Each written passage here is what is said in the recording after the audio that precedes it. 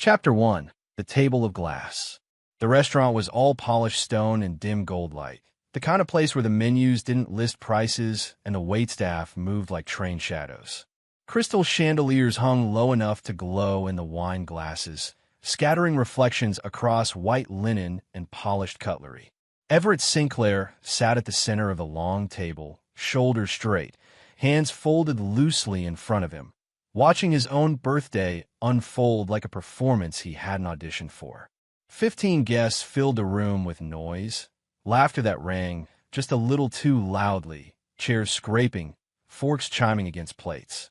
Phones were already out. Someone was live streaming. Someone else was adjusting the angle for better lighting. The attention wasn't on Everett. It never had been. Sienna sat 3 seats away from him, radiant in a sleek black dress that caught the light every time she moved. She had positioned herself carefully, close enough to be seen as the centerpiece, far enough to keep Everett from interrupting the narrative. She lifted her glass and smiled at the table. "Can we all just take a moment," she said, her voice sweet and practiced, "to appreciate how hard it is to pull something like this together?" A few guests nodded. Someone clapped. Everett glanced at the place card in front of him. "Happy birthday, Everett." The script was elegant, impersonal. He hadn't chosen the restaurant. He hadn't invited the guests. He hadn't even known about the dinner until that morning. Sienna continued, gesturing broadly. "The coordination, the reservations, the wine pairings, honestly, it's exhausting. But I wanted tonight to be special. For you," someone said, laughing. Sienna smiled without denying it. "Well, yes, obviously." A ripple of laughter moved down the table. Everett smiled faintly, the expression automatic, the way one smiled when a joke wasn't meant for them but landed on them anyway. A waiter appeared with another bottle of wine, announcing it with reverence. Cameras tilted toward Sienna as she nodded approval. Everett caught his own reflection in the polished surface of the table. 43 years old, neatly dressed, calm. He looked like a guest at his own life. Sienna leaned back in her chair, eyes drifting to him as if noticing him for the first time.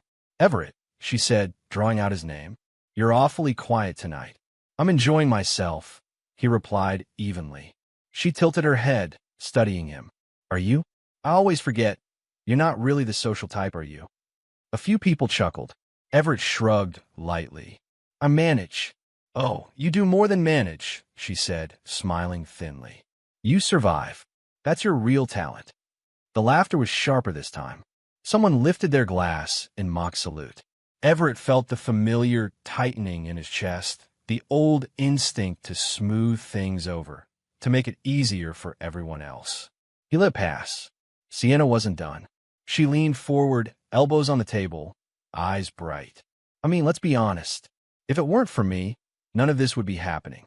This place, these people, half of you wouldn't even know Everett if I hadn't introduced him." She turned to the guests. "Did you know he still works in logistics?" "I know, right? Paper pushing, spreadsheets, moving boxes from point A to point B. Riveting stuff." Someone laughed too loudly. Another guest avoided Everett's eyes, suddenly fascinated by their napkin.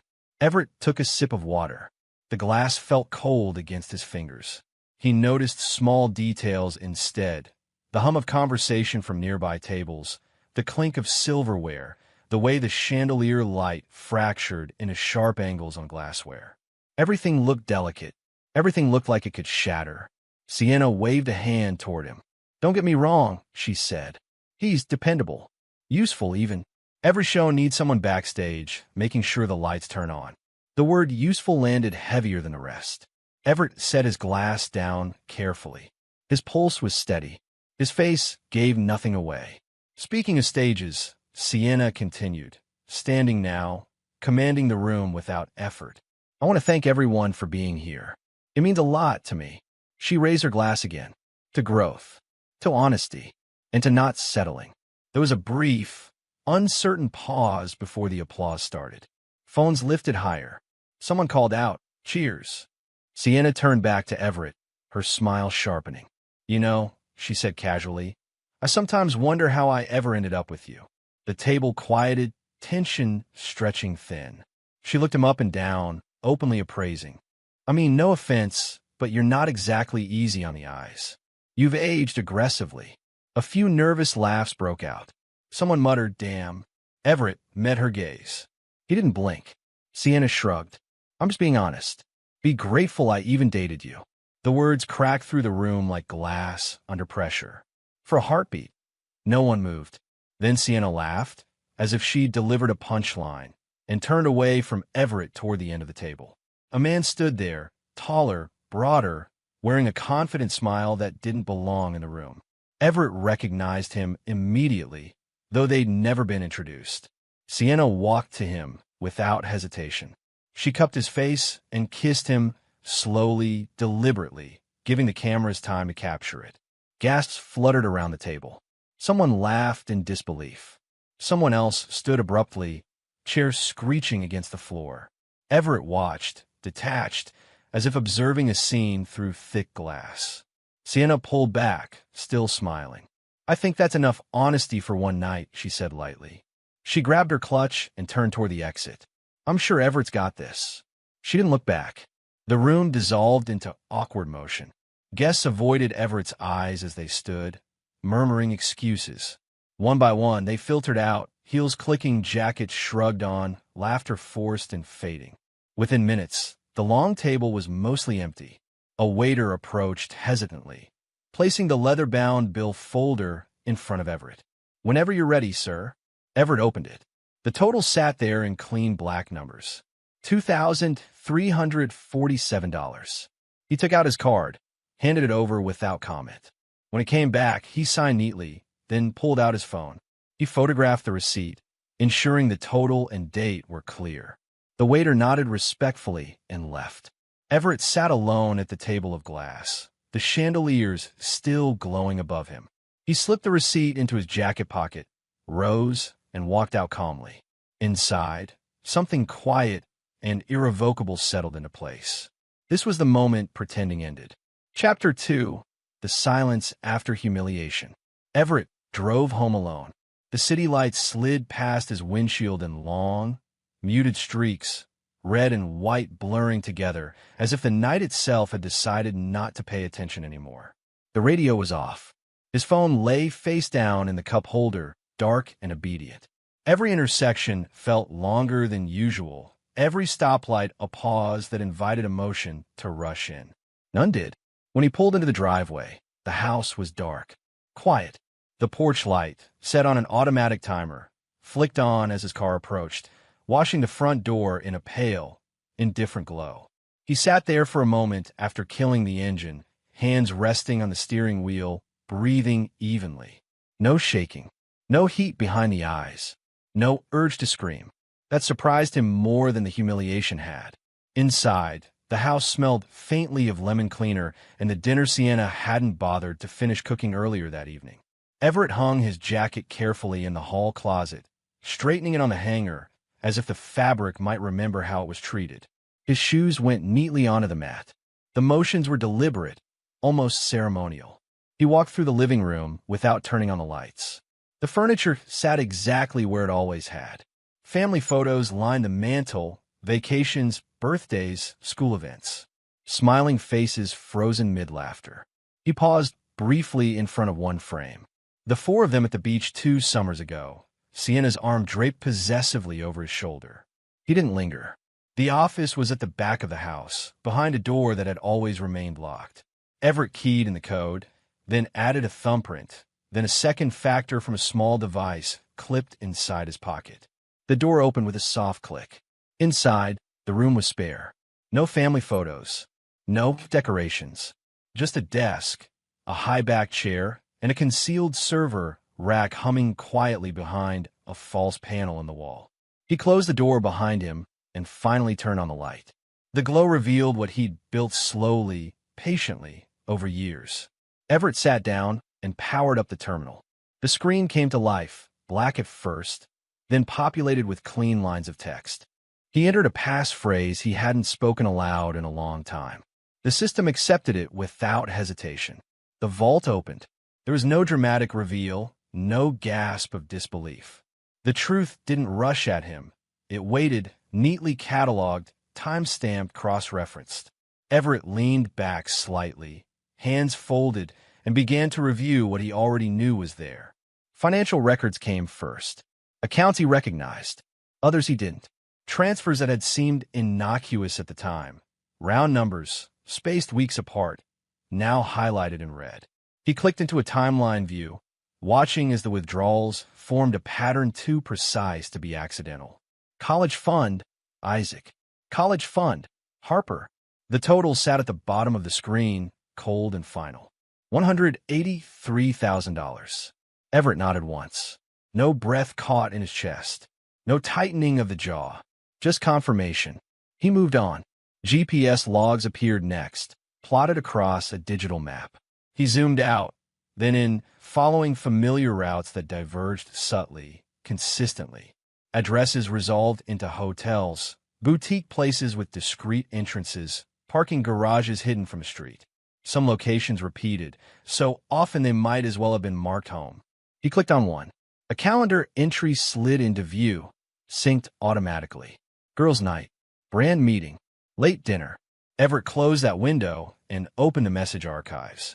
Thousands of lines of text, images, voice notes. He didn't read them all. He didn't need to.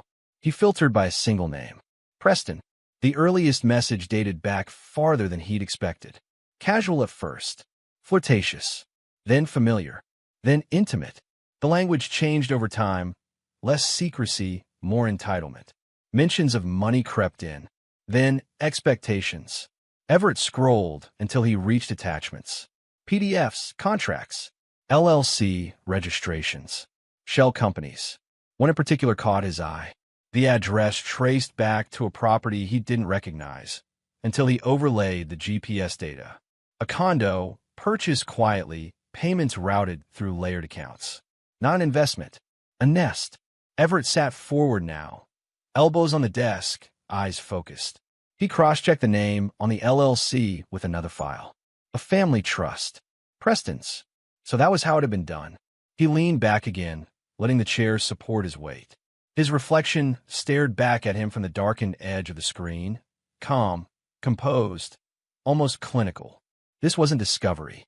It was inventory. There was no rage because rage required surprise. There was no grief because grief required loss. He'd lost nothing tonight. If anything, something had been returned to him. Everett closed the vault methodically, encrypting and sealing it with the same care he'd used to build it.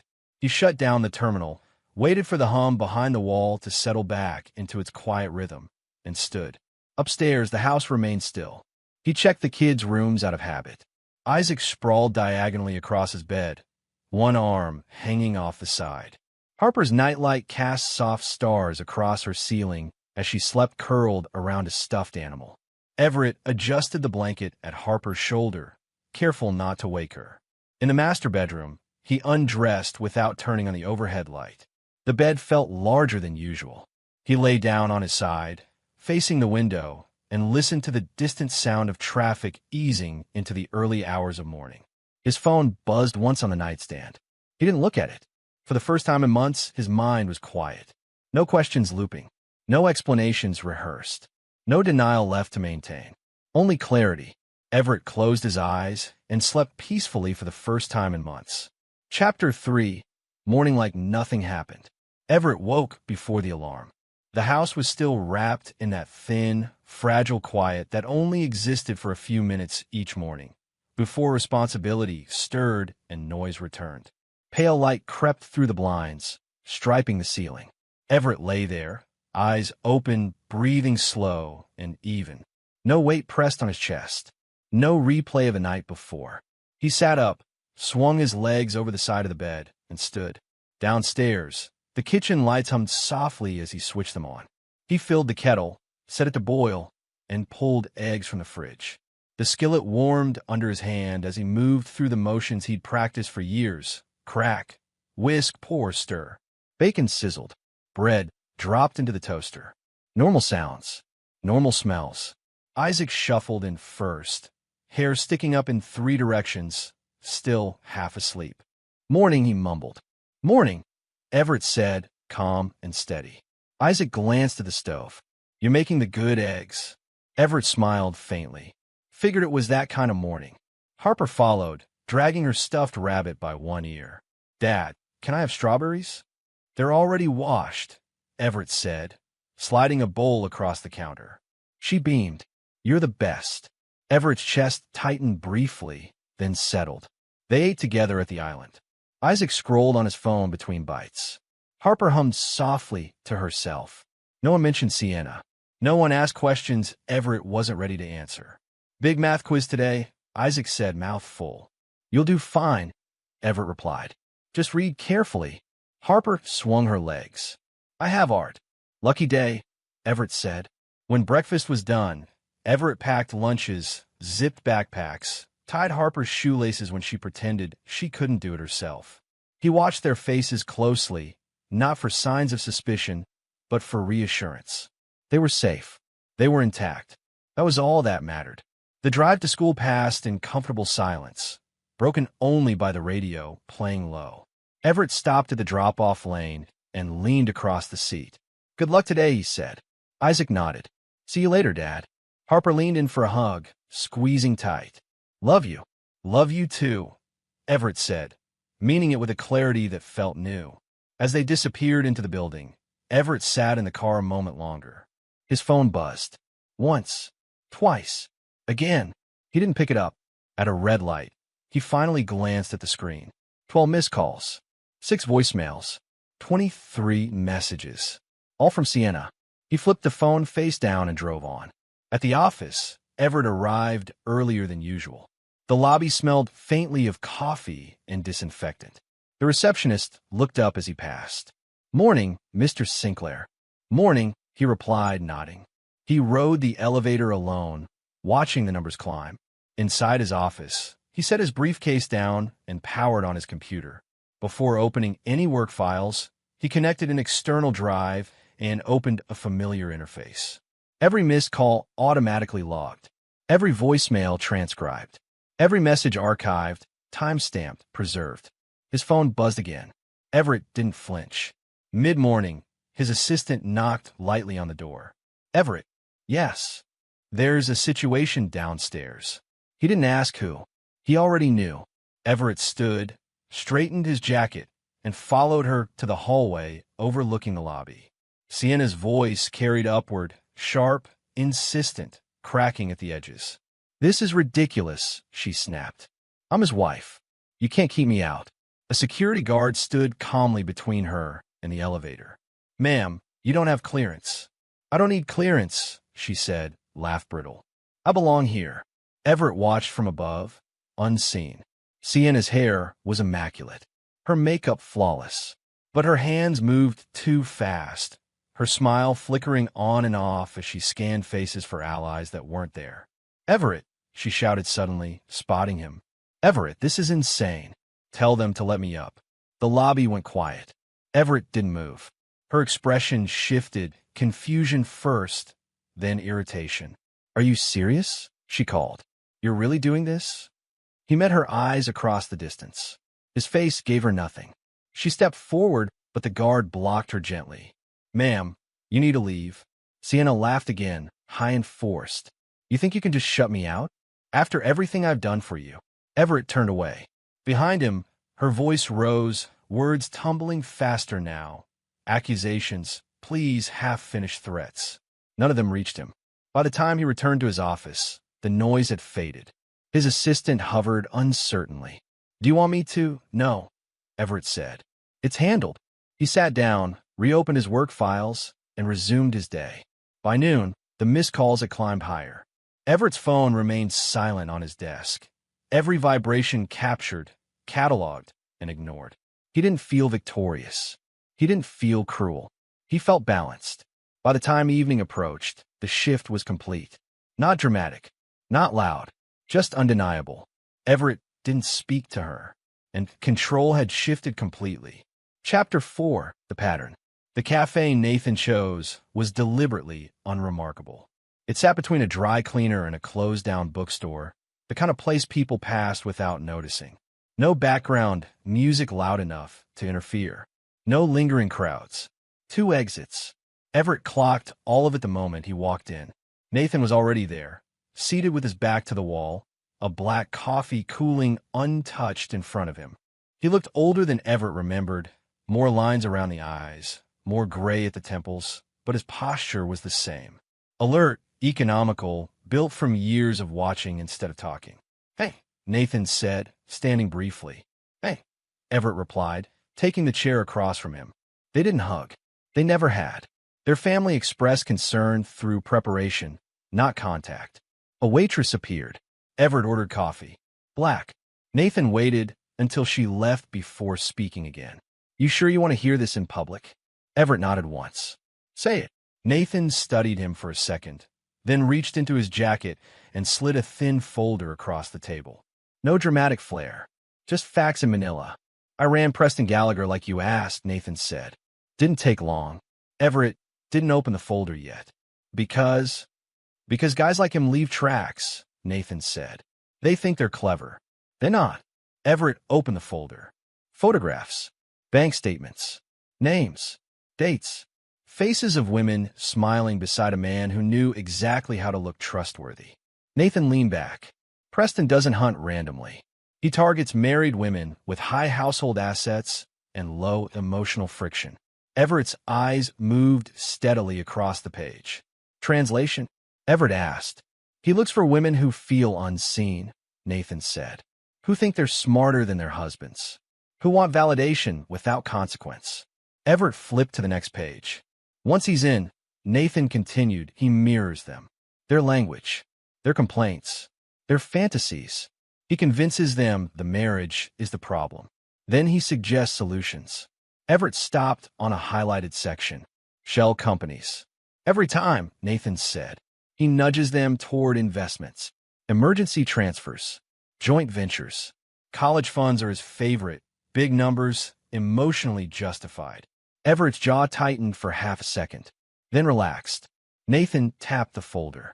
He drains them slow enough that nobody notices until it's gone.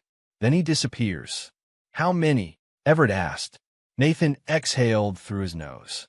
"You're looking at number 7. Everett nodded, as if confirming a schedule. "Sienna's not unique," Nathan said carefully. "She's consistent." Everett looked up. She thought she was special. They all do. Everett closed the folder. The clink of ceramic sounded loud in the quiet cafe as he set it down. "So this wasn't about her being powerful," Everett said. "No," Nathan replied. "It was about her being predictable." Everett leaned back, eyes unfocused now, replaying memories through a different lens. The complaints. The contempt masked as humor. The way she'd spoken about deserving more. The way she'd stopped asking and started demanding. She wasn't running anything, Everett said quietly. She was following a script. Nathan nodded. And Preston writes a good script. They sat in silence for a moment. Outside, a delivery truck hissed to a stop. Someone laughed down the street. Normal life continued, indifferent. Nathan broke the quiet. "You okay?"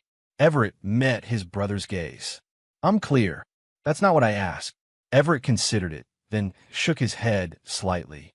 "I'm not angry. That worries me more," Nathan said. "It shouldn't," Everett replied. "Anger makes noise." Nathan studied him again, longer this time. "What do you want to do?" Everett didn't answer immediately. He reached for his coffee, took a measured sip, and set it down. "I want the pattern documented," Everett said.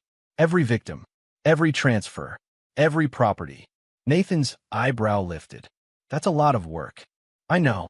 You're not looking for revenge," Nathan said. It wasn't a question. "No, justice. Accuracy," Everett corrected. Nathan smiled faintly. "Same thing, if you do it right."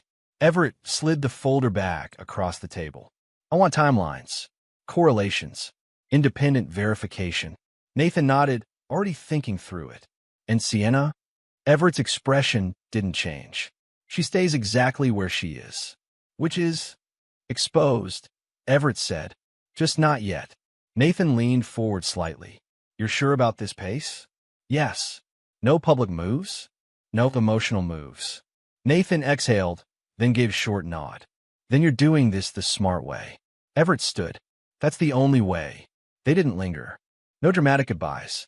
Everett left the cafe the same way he'd entered, unnoticed. In his car, he sat for a moment before starting the engine. The folder rested on the passenger seat, its contents no longer heavy, just organized. Sienna hadn't been powerful. She hadn't been exceptional. She had been chosen because she was predictable. Everett adjusted his mirrors, put the car in gear, and drove away, already tightening the plan. No emotion leaked out. Chapter 5, The Nanny Speaks. Elena waited until the house was quiet. The children were at school. The dishwasher hummed softly, finishing its cycle. Sunlight lay in clean rectangles across the living room floor. Everett was at the dining table with his laptop open, reviewing notes, when he heard her clear her throat from the doorway. "Mr. Sinclair," she said. He looked up immediately. "Yes, Elena." She stood there with her hands clasped together, knuckles pale. She had changed out of her work clothes into a simple sweater and jeans, as if she needed the armor of normalcy to say what came next. "May I speak with you?" she asked, then corrected herself, voice trembling. "In private?" Everett closed his laptop without hesitation. "Of course." They moved into the kitchen. Everett pulled out a chair for her before sitting across the table. He noticed the way her eyes kept flicking toward the windows, the doors, the hallway, as if she expected someone to burst in and stop her. "You're not in trouble," Everett said gently. She swallowed. "I know. I have been afraid for a long time." He nodded once. "Take your time." Elena reached into her bag and pulled out a worn notebook, its edges soft from handling. She set on the table, but didn't open it yet. "I didn't plan to speak," she said. "Not like this. But after what happened, after you came home that night and said nothing, I realized if I stayed quiet, I would be choosing the wrong side." Everett folded his hands together and waited. "She was very careful," Elena continued. "Your wife. Not all the time, but enough." Everett didn't react to the word wife. "For 2 years," Elena said, "I wrote things down. Dates, words, what the children said after. I told myself it was only to remember, in case something happened." Her voice shook now. "Something has happened." She opened the notebook. The pages were filled with neat handwriting, line after line. Everett could see dates in the margins, times, short descriptions. He didn't reach for it. He didn't interrupt. "Elisa. Harper." Elena corrected herself quickly, flustered.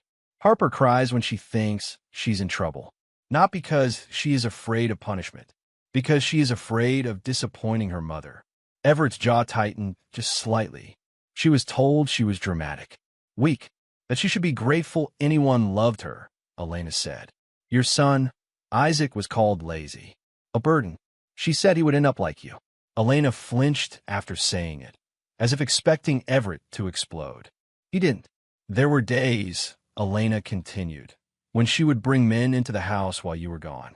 I stayed because I didn't want the children alone. She told me to stay in my room. She told me if I spoke, if I ever told you, she would report me. She said I would be sent back, that I would lose everything." Tears slipped down Elena's face now. She wiped them away quickly, embarrassed. "I believed her." Everett reached across the table and slid a box of tissues toward her. His voice, when he spoke, was level. "You were protecting them." She nodded. "I tried." She turned the notebook so he could see a particular page. "This is the night she screamed at Harper for spilling juice. She told her she was useless. She told her no one would ever want her." Everett's breath slowed. His hand stayed still. "And this," Elena said, flipping pages, "this is when she said Isaac should stop crying or she would give him a real reason to." Silence filled the kitchen, thick and absolute. "There is more," Elena whispered. "Messages. Recordings. I saved them. Not all. Only what I could." Everett finally spoke. "Where are they?" Elena gestured to her bag. "On a drive. And copies online. I didn't trust just one place." "That was smart," Everett said. She looked up at him then, startled. "You're not angry." "I am focused," Everett replied. She let out a shaky breath, as if something in her had been bracing for impact and found only open ground. "I was afraid you wouldn't believe me," she admitted. "I do," Everett said without hesitation. He stood, walked to the counter, and poured her a glass of water. When he sat in front of her, his hand was steady. "Elena," he said, meeting her eyes, "no one will deport you. No one will threaten you again. Her lips parted. You can't promise that. I can, Everett said. And I will. He sat back down and took out his phone, not to check messages, but to make notes. You will have legal counsel, he said. Someone independent. Someone who represents you, not me. She stared at him. That costs money. Yes, Everett said, and your salary will be doubled, effective immediately. She shook her head in disbelief. I didn't do this for money. I know, Everett said. That's why you deserve protection. Her shoulders sagged, the tension finally breaking. What about her? Everett didn't answer immediately. He glanced toward the hallway, toward the bedrooms upstairs that still smelled faintly of children's shampoo and laundry detergent. She will not have access to the children without supervision, he said calmly. Not again. Elena's hands trembled as she closed the notebook. I will testify, she said. If you ask me to. I will, Everett replied. But only when you are safe. She nodded, wiping her eyes again. Thank you. Everett stood, signaling the conversation was over. Not because it was done, but because it had been heard. As Elena left the kitchen, clutching her bag like a lifeline, Everett remained at the table. He stared at the closed notebook for a long moment, then reached out and placed his hand on it. Not in anger, not in grief, but in acknowledgement. The case was no longer about cheating. It was about protecting children. Chapter 6, The DNA Truth. The envelope had been sitting in Everett's desk drawer for 3 days. He hadn't avoided it. He hadn't forgotten it. He had simply waited until the house was quiet enough to hear his own thoughts without interruption. Now, late in the evening, with the children asleep upstairs and the soft tick of the hallway clock marking time, he slid the drawer open and took it out. Plain, white, no logos. He carried it to the dining table and sat down, placing it squarely in front of him. For a moment, he rested his palms flat on the wood, grounding himself. He wasn't afraid of what was inside. He already knew that, too. Everett had ordered the tests weeks ago, long before the restaurant, long before the public collapse. He'd done it quietly, carefully, medical appointments framed as routine checkups, samples collected without drama, consent forms signed with a steady hand. There had been no accusations then, only preparation. He opened the envelope. The pages inside were clinical, precise. Names, identification numbers, percentages. Everett's eyes moved immediately to the conclusions. Isaac Sinclair, probability of paternity. 99.99%. He exhaled slowly, not in relief, but in confirmation. His mind flicked briefly through memories. Isaac's laugh, the way he squinted when concentrating, the stubborn tilt of his chin when he thought he was right. Everett felt no surge of pride, no surge of triumph. The bond had never been in question. He turned the page. Harper Sinclair, probability of paternity. 0%. There it was. Clean, final, unemotional. Everett didn't flinch. For a long moment, he simply stared at the words, letting them exist without interpretation. His chest rose and fell evenly. There was no ringing in his ears, no narrowing of vision. The truth settled into him like a piece clicking into a place already prepared for it. So that was the shape of it. He closed his eyes briefly and pictured Harper as she'd hugged him that morning, arms tight around his neck, whispering "love you" like it was a secret meant only for him. He pictured her drawings taped to the fridge, the way she crawled into his lap when she was tired, the way she trusted him without reservation. Nothing shifted. Still my girl, he murmured aloud to the empty room. Everett folded the pages neatly and placed them back on the table. He leaned back in his chair, staring up at the ceiling, letting the quiet wash over him. Biology was a fact. Fatherhood was a choice made every day, and he had already chosen. He stood and walked upstairs, moving softly past the children's rooms. Isaac slept sprawled across his bed, one leg dangling off the side. Harper lay curled on her pillow, hair fanned out, breathing slow and deep. Everett paused in the doorway, watching her chest rise and fall. There was no distance between them. Not now. Not ever. Back downstairs, Everett returned to the table and opened his laptop. The next steps were already mapped out. He scanned the DNA reports into the same encrypted system as everything else, tagging them carefully, methodically. Paternity confirmed. Paternity excluded. He added notes, cross-references, timelines. This wasn't an emotional record. It was a legal one. Paternity fraud. The phrase sat cold and heavy on the screen. It wasn't revenge that made it important. It was relevance. It explained financial decisions. It explained deception. It explained motive. And in court, explanations mattered. Everett's phone buzzed once on the table. He didn't pick it up. He thought about how easily this knowledge could have broken him if it had arrived differently, through accusation, through confrontation, through cruelty. Instead, it arrived quietly, on his terms, absorbed by a man who had already shed illusions. That was the difference. He closed the laptop and gathered the papers, sliding them into a folder already labeled and sealed. As he stood, he felt something firm settle in his chest. Not anger, not grief, but resolve sharpened by clarity. This didn't weaken him. It fortified everything. Everett turned off the lights and headed upstairs, the folder secured, his steps unhurried. Behind him, the house remained steady, unchanged by the truth now anchored within its walls. His resolve deepened, not cracked. Chapter 7, Alignment. Diana didn't look like someone who had come to beg or accuse. She looked like someone who had already finished crying and moved on to counting receipts. Everett noticed that immediately as she walked into the quiet conference room of the private office Nathan had arranged. No makeup meant to soften anything.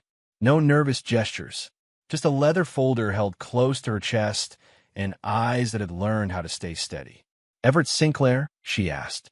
"Yes," he said, standing. They shook hands. Hers was firm, deliberate. "I'm Diana Gallagher," she said. Then, without pause, "I was married to Preston." Was. Past tense. Everett filed that away. They sat across from each other at a narrow table. Nathan lingered near the door, unobtrusive, letting the moment belong to them. "I'm not here to apologize," Diana said first. "I didn't know about your wife until recently, but I know what he is." Everett nodded. "So do I." That earned a thin, humorless smile from her. "Then let's not waste time." She opened the folder and began laying out documents with the precision of someone who had practiced this explanation more than once. "Preston Gallagher doesn't exist the way you think he does," she said. "Not legally." Everett leaned forward slightly. "He has used 3 identities in the last decade," Diana continued. 2 social security numbers. Multiple passports. He creates shell accounts under relatives' names, girlfriends' names, sometimes under fake LLCs registered in states that barely verify paperwork. She slid over bank statements, color-coded and annotated. Everett recognized some of the account numbers immediately. "These," Diana said, tapping one page, "are tied to properties. Condos. Short-term rentals. All paid for with money he never earned." Everett's mouth tightened. "College funds." "Yes," Diana said simply. "Yours weren't the first." She didn't say I'm sorry. She didn't need to. The truth did that work on its own. "I stayed longer than I should have," Diana said, "because I wanted proof. Not suspicion, not intuition. Proof that would survive daylight." She met Everett's eyes. "I have it." He believed her. They spent the next hour aligning timelines, comparing notes. Every overlap confirmed what neither of them had wanted to be coincidence. When one document ended, another explained it. When one doubt surfaced, evidence buried it. "He tells them they're different," Diana said quietly. "That they're smarter than his wife, better than their husbands. That this time it's real." Everett exhaled slowly. "They all think they're the exception." "They're the pattern," Diana replied. By the time they stood to leave, something unspoken but solid had formed between them. Not friendship, not alliance born of emotion. Alignment. "One more thing," Diana said as she gathered her folder. "He will lie when confronted. Cry, deflect, turn it into chaos." Everett nodded. "Then we won't confront him." Her eyes sharpened. "Good." Thanksgiving arrived dressed in normalcy. The house was full, too full. The smell of roasted turkey and buttered vegetables filled every room. Everett's parents moved easily through the kitchen, practiced and warm. Laughter floated from the living room. Football murmured from the television. Sienna arrived late. She swept in wearing a smile that didn't quite fit the room, heels clicking sharply against hardwood. She kissed Everett's mother's cheek, ignored Everett entirely, and began telling a story no one had asked for. Everett watched her quietly. Dinner was served. Plates were passed. Wine was poured. The table filled with noise and small talk, the ritual of family pretending everything was fine. Halfway through the meal, Everett set his fork down. "I need everyone's attention," he said calmly. Conversation slowed, then stopped. Sienna laughed lightly. "Is this a toast?" "No," Everett said. Something in his tone shifted the room. Chairs stilled. His father frowned slightly, sensing the weight behind the words. "There are things you need to know," Everett continued. "About my marriage. About Sienna." She stiffened. "This is not the time." "It is," Everett said. He didn't raise his voice. He didn't look at her. He looked at his parents. "There's been a long-term affair," he said, "with a man named Preston Gallagher." Gasps circled the table. Sienna's face drained of color. "This man," Everett went on, "has been using false identities to steal money, including money taken from our children's college funds." "What?" Everett's mother whispered. Sienna stood abruptly. "This is insane." Everett placed a folder on the table and slid it forward. $183,000. Documented. Silence fell heavy and sharp. "And there's more," Everett said. Sienna shook her head violently. "You can't." "I can," Everett replied. He turned another page. DNA testing was conducted. The room seemed to stop breathing. "Isaac is my biological son," Everett said. "Harper is not." A sound escaped Sienna, half sob, half snarl. Everett didn't look at her. "That does not change who her father is, but it does document paternity fraud." His father pushed his chair back slowly and stood. "Sienna," he said, voice low and controlled, "get out of my house." She stared at him, stunned. "You don't understand." "I understand enough," he said. "You will leave. Now." No one stopped her. No one defended her. Chairs remained still as she grabbed her purse, eyes darting desperately around the table. "This isn't over," she hissed at Everett. "It is," he said quietly. The door slammed behind her. For a long moment, no one spoke. Then Everett's mother reached across the table and took his hand. "We're with you," she said. Others nodded. Voices followed. The family had chosen sides immediately. Chapter 8. The World Turns. The video surfaced on a Tuesday morning. At first, it was just a clip, 30 seconds taken from the corner of the restaurant, grainy but unmistakable. Someone had uploaded it without commentary, without context. It didn't need either. The sound was clear enough. The laughter sharper than anyone remembered. By noon, it was everywhere. Everett saw it for the first time when a colleague paused outside his office door, uncertain. "Have you seen this?" she asked, holding up her phone. He glanced at the screen. Sienna's face froze mid-sentence, mouth curved in a smile that didn't reach her eyes. "Be grateful I even dated you." He nodded once. "Yes." By the end of the day, the clip had been stitched together with others, alternate angles, slowed frames, captions added by strangers who didn't know the backstory but understood humiliation when they saw it. Comments piled up. Shock turned to disgust. Disgust hardened into judgment. Sienna's name trended locally by nightfall. Sponsors disappeared quietly at first, then loudly. Posts vanished. Apologies were issued and deleted. Her carefully curated image cracked under the weight of repetition. Every replay sharpened the moment she thought was power. Everett didn't share the video. He didn't comment. He watched the world do what it always did when truth arrived without protection. 3 days later, the school board meeting convened. The auditorium buzzed with low conversation, parents clustered in small knots, voices hushed but urgent. Everett sat near the front, hands folded loosely, posture relaxed. Isaac sat beside him, headphones on, unaware. Harper colored quietly, legs swinging. Sienna arrived late again. She wore a blazer too sharp for the room, chin lifted, eyes scanning for support that didn't materialize. A murmur followed her down the aisle. Not admiration, recognition. The board chair cleared her throat. "We'll begin."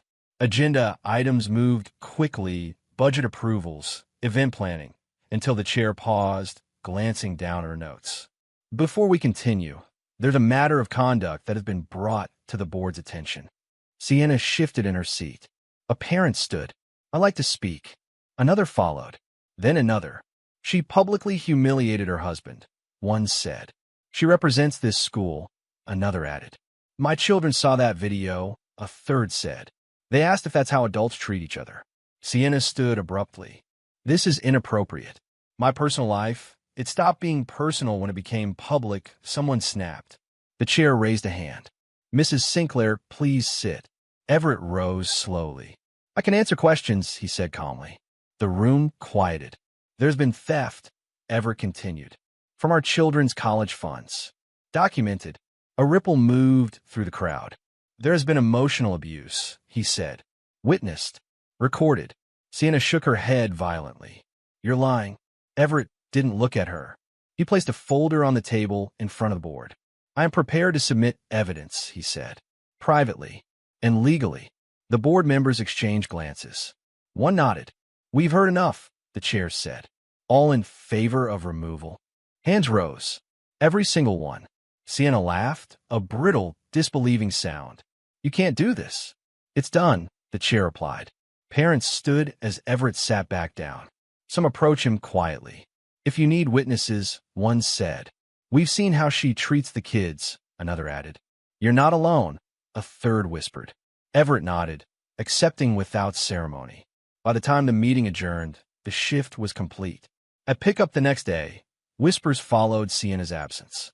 Parents who once smiled politely now stood closer to Everett. Conversations stopped when he passed, not out of suspicion, but respect. He heard his name spoken differently, not with pity, with certainty. That evening, Everett walked the neighborhood with Harper riding her scooter beside him. Neighbors waved. One woman crossed the street to hug him without explanation. "You did the right thing," she said simply. Everett looked down at Harper, laughing as she nearly lost her balance, then back at the woman. "I know." As night settled in, Everett sat alone on the porch steps, watching the streetlights flicker on one by one. The phone buzzed in his pocket, messages, notifications, updates he didn't need to read. The weight he'd carried for years was gone. Shame had returned, but it was no longer his. Chapter 9. Court is quiet. The courthouse smelled faintly of polished wood and recycled air, the kind of neutral scent that suggested authority but demanded nothing else. Everett walked through the lobby, folder clutched in his hand, each step measured, deliberate. Harper skipped ahead lightly, her small hand tucked inside his, Isaac following with headphones slung around his neck, glancing around curiously but calm. They passed rows of benches where strangers murmured in low tones. Everett nodded to a few familiar faces, parents who had volunteered as witnesses, neighbors, colleagues. None of them were here for spectacle. All were here to bear witness. Everett didn't flinch when Sienna entered. She was late, of course, as always, hair perfect, heels clicking sharply against the marble floor. She glanced at him once, then swept past with the practiced confidence of someone who had never been confronted before. Everett's gaze stayed forward. No glance, no acknowledgement, no engagement. That was the difference. The courtroom itself was quiet. Judges' robes hung from their shoulders like a mantle of inevitability. The prosecutor's table held stacks of documents neatly organized, each folder a timeline of betrayal, evidence, and truth. Everett placed his own folder on the bench calmly, his hand steady. A court-appointed psychologist was called first. Dr. Melissa Harrow, a woman in her 50s with wire-rimmed glasses, carried herself with the measured authority of someone who had seen human dysfunction in every iteration. She had interviewed both parents individually over several weeks. "Your Honor," she began, her voice clear, "I have conducted comprehensive evaluations of both parents in this case. My findings are as follows." She paused, letting the weight of the room absorb her words. "Mrs. Sinclair exhibits pronounced narcissistic traits. There's a pattern of emotional manipulation, minimizing the needs of the children in favor of personal gain, and a consistent disregard for the emotional well-being of the household." Sienna's face tightened, jaw firm. She opened her mouth, as if to interrupt, but the judge's quiet raise of the hand froze her mid-word. Everett Sinclair, Dr. Harrow continued, is the stable, present, and primary caregiver for the children. His responsiveness to their emotional and educational needs is consistent and nurturing. He demonstrates patience, foresight, and a protective instinct that has been lacking in Mrs. Sinclair. Everett didn't shift in his seat. His expression was calm, almost unreadable. His fingers drummed lightly against the folder, a steady rhythm that mirrored his inner composure. Dr. Harrow laid down her pen. Based on my evaluation, it is my professional recommendation that full custody of the children be awarded to Mr. Sinclair, with supervised visitation only for Mrs. Sinclair. The priority is the children's stability and psychological well-being. A murmur ran through the small audience. Some of the parents whispered to each other. Some leaned forward, nodding quietly. Sienna's eyes widened slightly, a flicker of panic brushing across her features. She opened her mouth again, but Everett's calm presence seemed to draw the air out of her attempts. The judge waited a beat, then signaled for silence. The legal proceedings moved forward with methodical precision.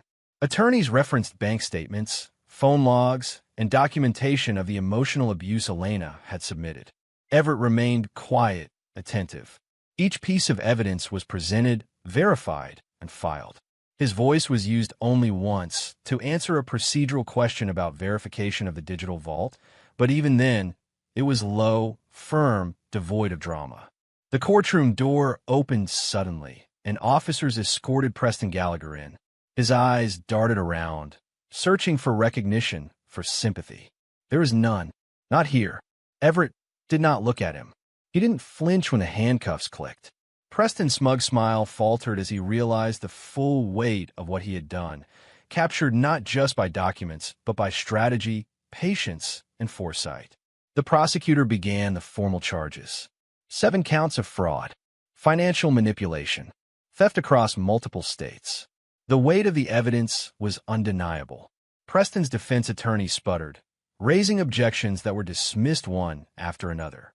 Each piece of proof stacked higher, each testimony corroborated by digital records, bank statements, and witness statements.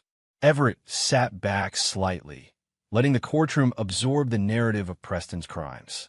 He didn't speak to taunt or gloat. He didn't need to. The law, the evidence, and the sequence of events spoke louder than emotion ever could. Finally, Preston was led away. His sentence, 15 years. Everett did not rise. He did not watch with satisfaction. His eyes stayed focused on Harper and Isaac, who had been quietly observing the proceedings, understanding only in fragments, but feeling the shift in weight, the absence of fear. Sienna's lawyer attempted one last appeal regarding visitation rights, citing family cohesion. But Everett's calm presentation of documented emotional abuse and the psychologist's findings left no room for argument. The judge ruled in favor of full custody, with strictly supervised visitation. Sienna's expression shifted, defiance melting into disbelief. She had expected noise, spectacle, maybe tears. She hadn't anticipated quiet certainty. Everett gathered his belongings, folders neat, documents aligned, nothing left unsecured. He reached down to take Harper's hand first, then Isaac's. "We're done here," he said softly. The children nodded, not entirely understanding, but trusting completely.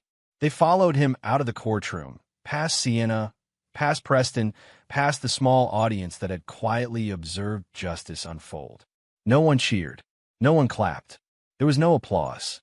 Only quiet acknowledgement, the kind that carries weight because it is understood rather than performed. Outside, the air was crisp and clean. Everett exhaled deeply. For the first time in months, the day felt unhurried, the world aligned with what he had worked for so meticulously. Harper twirled a strand of hair around her finger. Isaac kicked at a pebble on the sidewalk.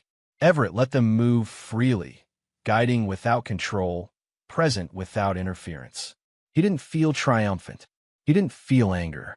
He felt quiet authority, the kind that comes from knowing the truth and having the patience to ensure it prevails. Preston would serve his time. Sienna would have only supervised visits. The children were safe. The house would remain a home, not a battleground. Everett never raised his voice. He didn't need to. The quiet carried far further than shouts ever could. Chapter 10. What Remains. The courtroom was silent, the kind of stillness that presses against the eardrums and leaves no space for distraction. Everett sat at the center of it all, his hands folded calmly on the polished wood of the council table. Harper clutched a small stuffed rabbit in one hand. Isaac leaned forward slightly, curiosity etched across his young face. The judge's gavel tapped once, twice, finality settling into the air like dust in sunlight. After careful review of all evidence, testimony, and reports, this court rules as follows. The judge began, voice deliberate and unhurried. Full legal and physical custody of Isaac Sinclair and Harper Sinclair is awarded to Everett Sinclair. Adoption rights for Harper Sinclair are hereby granted to Mr. Sinclair. Parental rights of Preston Gallagher are terminated in their entirety. The words hung in the room, weightless to some, but absolute to Everett. No reaction, no victory pose. He simply exhaled and let the truth land. Sienna, seated across the room, paled. She opened her mouth, but the judge's gaze stopped her mid-sentence. She slumped back in the chair, the first cracks of realization cutting through her composure. No one was going to fight for her facade. No one. Everett rose slowly. He knelt briefly to whisper Harper, his hand brushing her hair back. "Everything's going to be okay," he said softly. She nodded, eyes wide but trusting. Isaac leaned closer. "Yeah, Dad?" he asked. Everett smiled faintly. "Yeah, we're okay." Outside the courthouse, the sun had dipped low, casting long shadows over the city streets. Everett led the children to the car. Harper chattered about the playground they would visit later. Isaac hummed a tune he had been practicing on his guitar. The weight of tension that had sat heavy on their shoulders for months had lifted, leaving the air almost buoyant. Once home, Everett moved with methodical calm. The house had changed slightly in their absence, the faint smell of dinner lingering in the kitchen, sunlight spilling across the living room floor, the quiet hum of normalcy. He watched his children scatter, Harper twirling around the hallway, Isaac checking on the dog bowl he had insisted on cleaning that morning. Everett paused in the living room, taking a deep breath. The house was peaceful now. No whispered threats, no sudden arguments, no lingering fear. It was a home again, a place for laughter and learning and quiet evenings, not a battleground. Later that night, after the children had gone to bed, Everett went to the study. He had prepared for this moment for months. A digital vault, locked and time-delayed, waited silently on his desk. Inside would go everything, the evidence, the documentation of Sienna's deceit, the timeline of events, the recordings, the financial records. But more than that, messages for the children, letters he had written them about love, resilience, and integrity. He opened the vault, dragging files from his encrypted drive. Photographs of the children, evidence of protection, explanations of choices made when they couldn't understand. Videos of bedtime stories he had recorded, reminders that even when the world had been chaotic, they had been safe. He set a timer on the vault, a decade before it could be opened. Harper would be 18, Isaac 22. The intention was simple. Truth without poison, legacy without anger. Everything you need to know, someday, he whispered to the empty study. Everything you deserve. He shut the vault and leaned back in his chair. For the first time in months, he allowed himself to breathe without calculation. The house felt alive with the quiet of restored normalcy. A new dog padded past his feet, tail wagging in the soft lamplight. The children's laughter drifted up from the bedrooms. Elena, who had become more than a nanny over the past months, now a constant presence of support and care, was quietly putting away laundry, humming a tune. Everett reflected on the journey. The night at the restaurant, the humiliation, the laughter, the bill, had felt like an end at the time, a point of no return. But it had not been the end. It had been the beginning. He thought of the months of research, documentation, silent planning, the careful alignment with Diana, the patient collection of evidence, the quiet legal maneuvering. None of it had required shouting, None of it had required spectacle. Everything had unfolded deliberately, persistently, with patience. He had been tested, and in every test, he had remained steady. His children had been protected. Truth had been documented. Justice had been served. Shame had returned in the world, yes, but not for him. Not anymore. The public humiliation that had once seemed like a permanent scar had been transformed. It had been the spark that forced clarity, focus, and action. The world had witnessed the collapse of Sienna's false image. Her status stripped, her control ended. And yet, Everett had never allowed his emotions to compromise the strategy. He looked at Harper's sleeping form, Isaac's relaxed posture in his room, the quiet domesticity of a house restored. Elena's presence, steady and reassuring, reminded him that family was not only by blood, but by loyalty, by protection, by shared purpose. The digital vault would wait, but life would not. Everett had rebuilt what mattered: trust, safety, presence, and love. He had rebuilt a home where his children could thrive, where mistakes could be corrected by care, and where future challenges could be met with resilience. He walked through the living room, pausing to straighten a cushion, to flick off a lamp, to glance at a family photo on the wall, Isaac grinning with his trophy, Harper holding up her latest painting. He smiled faintly, the kind of smile that comes from deep satisfaction rather than fleeting pleasure. Outside, the night settled over the city quietly, indifferent but forgiving. Everett closed the curtains, turned off the lights, and paused at the doorway to the study. He allowed himself a single thought, whispered as if to seal it in the room. The night of humiliation had not broken him. Shame had failed. Truth endured. Fatherhood won. And in that endurance, in that quiet victory, Everett finally allowed himself to rest. The world had shifted. The children were safe. The house was filled with life again. And he knew, without doubt, that what remained was stronger than anything that had been lost.